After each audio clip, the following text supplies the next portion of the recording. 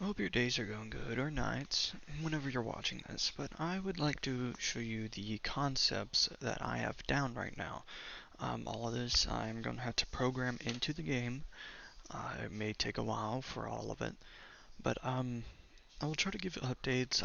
If I can get the basic systems down and the stat system and how each thing can be used, it's going to go by a bit faster. I just need to get most of the basics out of the way before I can start really getting into it.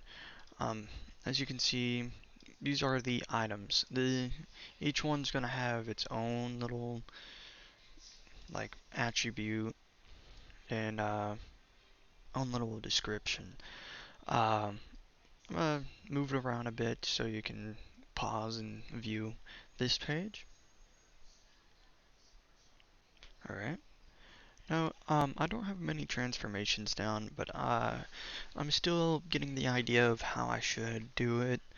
Uh, each one is gonna have different things, and stealth system is going to play a role in some of these transformations, from player height to damage to the ground to anything that you can think of, from siege damage to.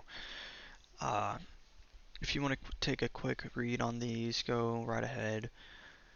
I'll leave it here for a second for you to pause.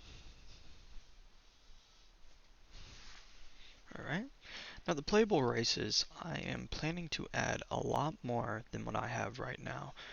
Um, A lot of these stats are subject to change, like the base speed. I have to get the idea down on those, but the base speed of each one, I kind of try to base it around fantasy ideals and like what our fastest man was running. So I put that in perspective with the idea of some of these. Um, it's really subject to change still. A lot of it is. It's a good base idea to start with, but once it starts getting into it, a lot of this could change. And as you get the goblin, human, demon, elf, demigod, dwarf, and half giant at the moment, um, you can also go in and put a suggestion down of maybe another race. I'll look into it, research on it, as in here. You can do that. But the more suggestions I have, the more I can do and work with. Like a full giant is not going to be a playable race, but it will be an enemy race you will end up going to. To get an idea, uh, each race has its own little specialty, and there will be race mix. I still have to get some of the debuffs from some of that, like if you, or like the stat drops, as like the human, if you mix it with, say, another race, I have this now, of the 25% faster learning. That can be a versatile thing, but if you're a full human, it's going to be 50% faster. Alright. I hope I got it where you could pause to read some of these if you wanted. Now the classes, there's a lot of classes. I feel like this is going to be the max of classes. I might add a few more.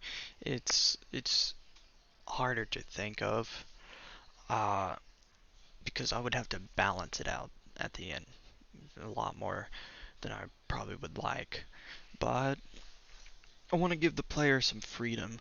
You can still cross class, say if you're a wizard and you want to go into an alchemist, you can cross class those. You just won't be able to get the like highest of highest skills like a full alchemist would. Say like there's a passive that makes your potions 50% stronger at the end of one of their skill trees. The wizard would not be able to get that. They could get something right under it, but not that legendary perk to call it. I still need to figure that all out. Some of these perks can or will be locked if you start with something else, unless you play as the peasant. I'm gonna say it now. If you play as the peasant, you can max out in any different one. It's gonna be a lot harder though to get up in some of these as you just start with nothing besides the clothes on your back. I believe there are 20 classes in total right now. I plan to try to balance it the best I can. The ones that I'm scared that will become overpowered right now, but I hope I can get them balanced, and that's the wizard, the blacksmith, and alchemist, I believe. It might be the alchemist I have to think of, because those have a lot of player customization within them. Um, 2.8 could be scary, but to think of it, there will be limitations to certain aspects of like the wizard, how they can make new spells that will become hectic in the beginning stage, but a lot of feedback can help with that. I'm also scared it could break the game a few times. I'm just gonna be honest, a level 1000 wizard with its own custom spell could break the game by accident, but I might have to limit on how much voxel damage they do to fix that. And I don't have to worry too much about numbers because, as you know, the 64-bit limit. Uh, I think I could do the 128-bit, but I don't think we have many computers. I believe we do. That's a quick research idea. I don't even think the Unreal Engine 5 runs at that. But if I can put it at that, that will make it a little easier for number stacking. Uh, I hope I give you enough time to view some of these. I'm slowly scroll to allow pausing.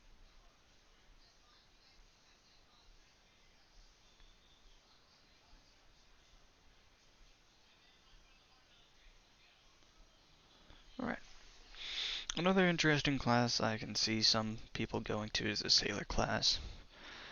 But I'll have to get more details down as I don't have too many things within the server.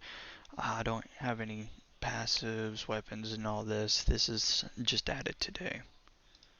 Or a few days later. It was just added the day of the video making.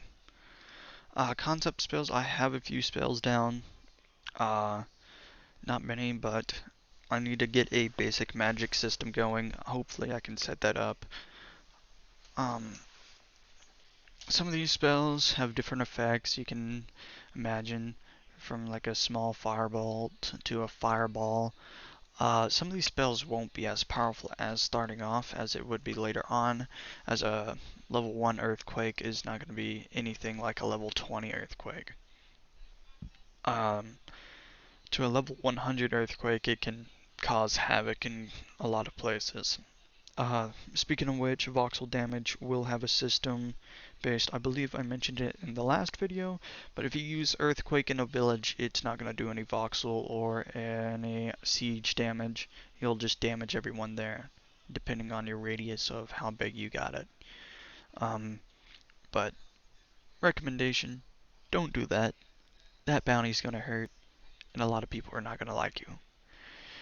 Um, as you can see, I have numerous spells down right now. Uh, some of these, like the Summon Beast, like these, are going to be an interesting system, especially the Summon Demon system. You saw the Demon race, which is not so different from this. It's just is going to be a higher or a lower level demon from the underworld. Uh, to give an idea,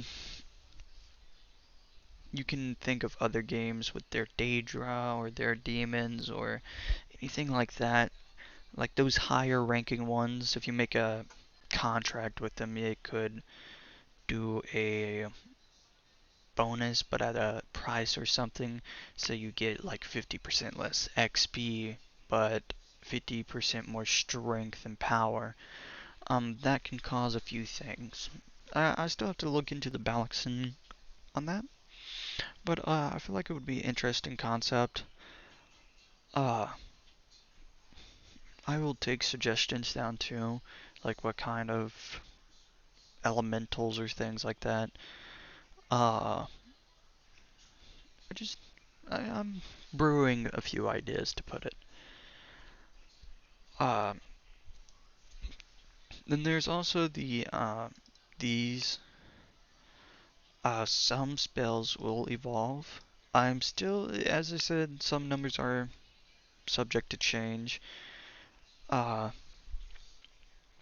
but I am still working on the liquid system.